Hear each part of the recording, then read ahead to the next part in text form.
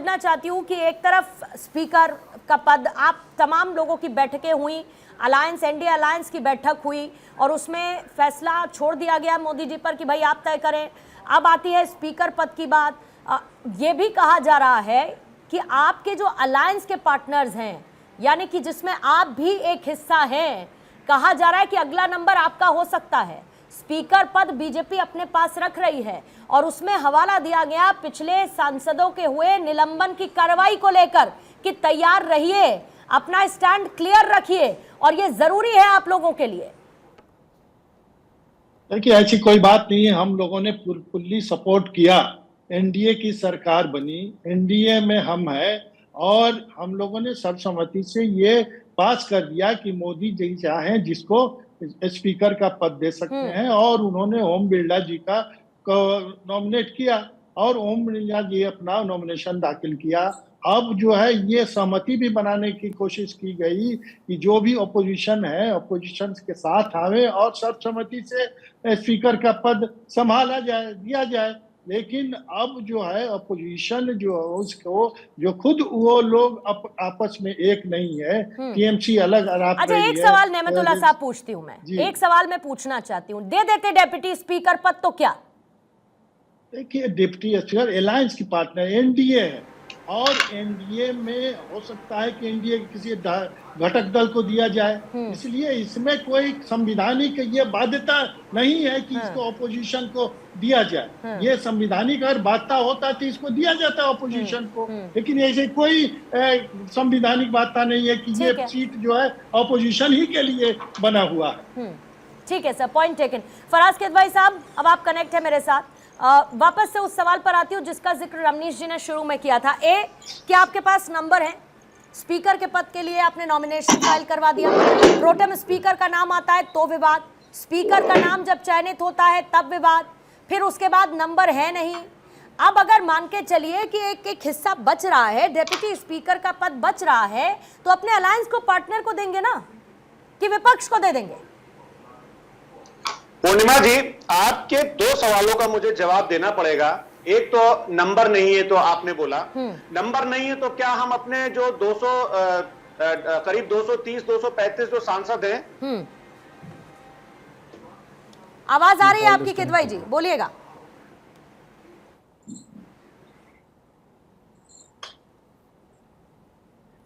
किदवई जी, आप अपनी बात पूरी कर सकते हैं? कनेक्ट करेंगे किदवई साहब को एक बार फिर से, उनकी प्रतिक्रिया महत्वपूर्ण है, उनको कनेक्ट करिएगा फिर से। रचिका, एक बार फिर से मैं आपके पास आती हूँ। कुछ अंदर खाने ऐसी बात है क्या कि डेप्यूटी स्पीकर पद को लेकर के अलायंस को जाएगा, तो हम इसीलिए ये नहीं दे सकते विपक्ष को किसी भी हालत में? मैं इसीलिए ये बात कर रही हूँ क्योंकि अभी नीरज जी ने जिस बात का जिक्र किया कि भाई हमने भी तो दिया था डेप्यूटी स्पीकर का पद। मैं अगर 11वीं लोकसभा की बात करूं तो ऑपोजिशन से स्पीकर बना था ना, संगमा साहब बने थे ना। ये भी तो एक लोकतांत्रिक व्यवस्था और ये एक ढांचा है ना। अगर एक सर्वसम्मति की बात होती है तो सर्वसम्मति इस ठोस अंजाम तक क्यों नहीं पहुंच पाई? सिर्फ इसमें विपक्ष पर दोषारोपण कर देने से क्या सब कुछ ठीक रहेगा? देखिए, जब अगर इनका इंडी गठबंधन है और इनके इंडी गठबंधन में जो इनके घटक दल हैं, जो इनके अलायंस पार्टनर्स हैं, आपस में इनके सहमति नहीं है। अगर टीएमसी से ममता जी ये कहती है कि भाई मुझसे सलाह नहीं ली गई और मुझसे बात नहीं करी गई और मेरा अपना कोई डिसीजन नहीं है इसमें, ये जो डिसीजन है वो कांग्रेस का अपना डिसीजन है, तो उनके सांसदों की गिनती घटेगी या नहीं घटेगी इनके कुल सांसदों के नंबर में से? जब सांसदों की उनकी गिनती घट जाएगी, यहाँ पर इनका दिल्ली में ये आम आदमी पार्टी के साथ चुनाव लड़ते हैं और पंजाब में वहां पर अलग होकर लड़ते हैं। तो देखिए, ओवरऑल करीब 70 सीटों पे इनकी आपस में सहमति नहीं है। जब इनकी आपस में सहमति नहीं है 70 प्लस सीटों पे, तो इनको किस तरह से राइट मिल सकता है? तमिलनाडु में इसी तरीके से हुआ था। जब तमिलनाडु में हम लोग जब वहां पर सरकार बनी थी तो वहां विधानसभा में सत्ताधारी दल डीएमके के विधायक थे जो स्पीकर थे और डिप्टी स्पीकर भी उसी पार्टी के थे। तो जिस पार्टी को अगर वो देना चाहे तो उसी को देंगे ना, ये उस बात को क्लेम नहीं कर सकते हैं। कहीं पर अगर ये रूल बुक में नहीं लिखा हुआ है, नहीं क्लेम नहीं कर सकते। हालांकि हालांकि कैंडिडेट को उतारने का अधिकार उनके पास भी है, जो उन्होंने किया है, जिसको एक्सरसाइज उन्होंने किया है, बिल्कुल किया है, लेकिन एक सर्वसम्मति का भी आधार रहा है ना मैम, इसीलिए बात की जा रही है। वरना अगर सर्वसम्मति नहीं होती, अगर चुनाव लगातार होते रहते, तो आज हम और आप इस पर बैठकर चर्चा थोड़े ही कर रहे होते। किदवई साहब, आपसे कंफर्मेशन चाहूंगी सर, आपको मेरी आवाज पहुंच रही है तो मैं अपना सवाल आपके सामने रखूं। आपका जो ईयरपीस है वो बहुत प्रॉब्लमेटिक हो रहा है सर आज। किदवई साहब, आप तक मेरी आवाज पहुंच रही है? कंफर्म कीजिएगा प्लीज। टीम भी मुझे कंफर्म करे किदवई साहब कनेक्टेड है तो। कनेक्टेड हूं, मैं कनेक्टेड हूं। ठीक है सर, अब आप अपनी बात को पूरा कीजिएगा। बस एक लाइन और जोड़ देती हूं कि अगर स्पीकर किसी पार्टी का नहीं होता तो फिर क्या तेरा क्या मेरा। पूर्णिमा जी देखिए, सबसे पहली बात तो मैं रमनीश वत्स जी का जवाब दूंगा कि ये बोल रहे हैं हमारे पास नंबर नहीं है, तो मतलब नंबर नहीं है तो क्या हम घर में बैठ जाएं? हम विपक्ष में हैं, हम लड़ाई करेंगे।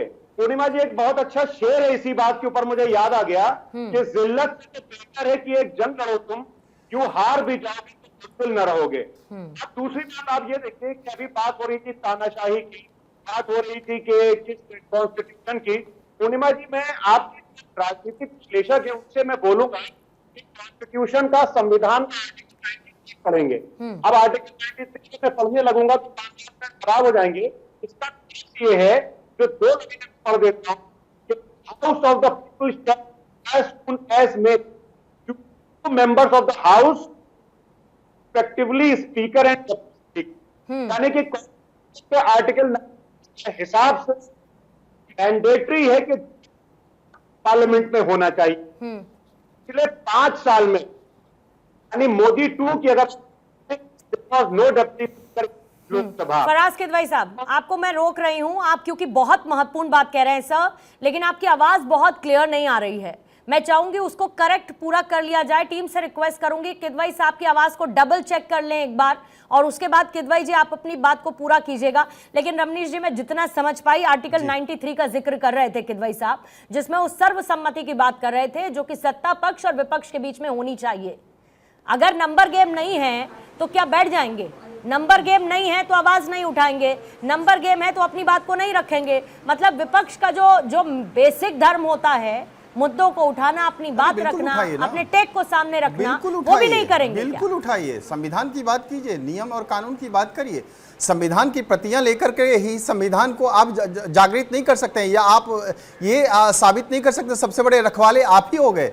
और रखवाले थे तो इंदिरा गांधी जी के इमरजेंसी के समय तो हाईकोर्ट ने, इलाहाबाद हाईकोर्ट ने तो मना कर दिया था, ये चुनाव ही नहीं लड़ सकती थी। उसके बाद उन्होंने संशोधन किया, 42वां संशोधन, उसके बाद उन्होंने निर्णय को ही बदल दिया। तो संविधान की हत्या उस समय नहीं हुई थी क्या? और जब देखिए संविधान की हत्या और संविधान की बात करते हैं तो मैं बार बार गुहार लगाऊंगा, बिल्कुल आप कीजिए। लेकिन 1 लाख जबरदस्ती लोगों को जब जेल भेज दिया गया था, संविधान की बात नहीं हुई थी उस समय। 83 लाख लोगों को जबरदस्ती नसबंदी जब करा दिया गया था, उस समय था, संविधान की याद नहीं आई थी इनको। 51 बार राष्ट्रपति शासन जब लगा दिया गया था, तो उस समय ने 50 बार चुनी हुई सरकार को आपने को बर्खास्त जब कर दिया था, उस संविधान की याद नहीं इनको आई थी। उसके बाद मीडिया हाउस में जब तालाबंदी लगा दिया था, तो तब नहीं हुई थी। उसके बाद फिर बात मैं करता हूं, कर्नाटका में, तेलंगाना में, हिमाचल में, आप पश्चिम बंगाल में, तमिलनाडु में, वहां पे कहां डिप्टी स्पीकर है? आप बताइए, विपक्ष का कोई डिप्टी स्पीकर है? आप यहां पे संविधान की बात करते हैं, कानून की बात करते हैं, संविधान की धज्जियां तो सबसे ज्यादा कांग्रेस पार्टी ने उड़ाई है। और कांग्रेस पार्टी ने ये परिपाटी ही स्थापित कर दी, संविधान की, लोकतंत्र की सबसे बड़ी हत्या यदि किसी ने किया है वो है खुद कांग्रेस पार्टी। और आज इंडिया अलायंस की बात करते हैं, समाजवादी पार्टी। अरे कौन सी संविधान की बात? अरे संविधान की दुहाई देना है तो जाकर के कांग्रेस पार्टी के कार्यालय में चले जाइए और वहां पे जाकर के दीजिए, और उनको ये भी दीजिए कि यहाँ पे आपने डिप्टी स्पीकर क्यों नहीं नियुक्त किया है। और आपको डिप्टी स्पीकर देना है, ठीक है, इसके पहले आपका डिप्टी स्पीकर जो था भाजपा का था क्या? आपने दिया हुआ था? मनमोहन सिंह किदवई साहब से जवाब ले लो, किदवई साहब से जवाब ले लो। किदवई साहब,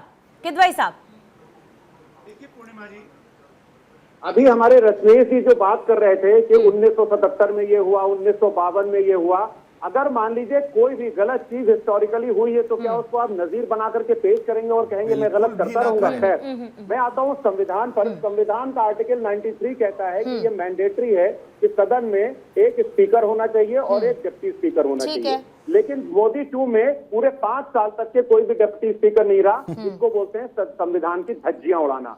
दूसरी बात, पूरे संविधान में, पूर्णिमा जी मैं पूरी जिम्मेदारी से बोल रहा हूं कि आप अपनी रिसर्च टीम से एक बार रिसर्च करवा लीजिएगा। पावर ऑफ डिप्टी स्पीकर तो लिखे हुए हैं, लेकिन पूरे संविधान में मुझे तो कम से कम पावर ऑफ स्पीकर्स नहीं मिले। और आर्टिकल 95 पूर्णिमा जी इसी संविधान का जो है वो कहता है कि अगर पावर ऑफ स्पीकर कहीं संविधान में लिखा होगा या नहीं लिखा होगा तो याद चेक करवा लीजिएगा। अब तीसरी बात पूर्णिमा जी मैं कहता हूँ कि आपने अभी बोला ना कि डिप्टी स्पीकर दे देते तो क्या होता, ये साजिश है। साजिश इसलिए है कि आर्टिकल 96 कॉन्स्टिट्यूशन का ये कहता है कि अगर कभी कोई स्पीकर के खिलाफ रेजोल्यूशन आता है तो डिप्टी स्पीकर चेयर पर बैठेगा और स्पीकर जो है वो कहाँ बैठेगा, वो बैठेगा नीचे। तो ये जो तोड़ फोड़ करते हैं, तोड़ फोड़ की राजनीति जो भारतीय जनता पार्टी करती है वो इनको करने में फिर परेशानी होगी अगर विपक्ष के पास डिप्टी स्पीकर का पद चला जाएगा। ये मैं सारी चीजें जो आपको बताई हैं संविधान के दायरे में बताई हैं।